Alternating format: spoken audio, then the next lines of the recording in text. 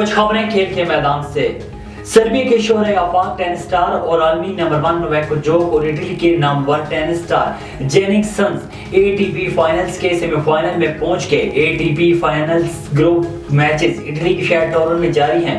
Group green में मर्दों के सिंगल्स मुकाबलों के मैच में इटली के टेनिस खिलाड़ी जेनिक सिनर ने उम्दा कारकर्दगी का मुजाहरा करते हुए डेनिश शरीफ खिलाड़ी होल्गर रोनिक को 6-2, 5-7 और 6-4 से शिकस्त देकर सेमीफाइनल राउंड के लिए क्वालिफाई कर लिया।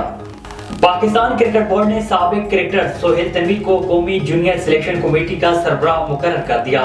सोहेल तनवीर का पहला assignment ACC under 19 Asia cup के लिए पाकिस्तान अंडर 19 टीम का इंतखाब होगा, जो 8 से 17 दिसंबर तक मुत्तहिदा अरब अमारात में मुनक्किद होगा, जिसके बाद पाकिस्तान अंडर 19 जनवरी से 4 फरवरी तक श्रीलंका में होने वाली आईसीसी अंडर 19 वर्ल्ड कप में हिस्सा लेंगी।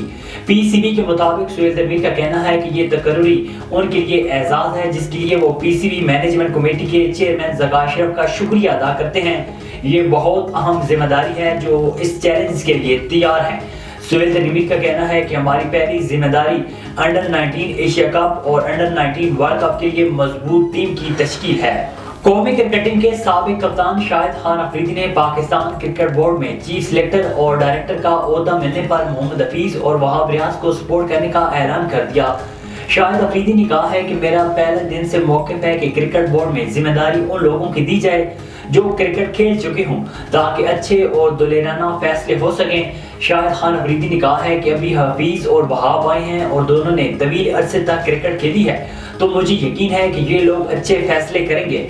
साबिक कप्तान ने कहा है कि अभी हफीज और वहाब रियाज आए और बैठे हैं, उन्हें चीजें करने और सीखने में वक्त लगेगा, मगर इस वक्त मैं इन्हें सपोर्ट करूंगा और उम्मीद रखूंगा कि वो अच्छे फैसले करेंगे।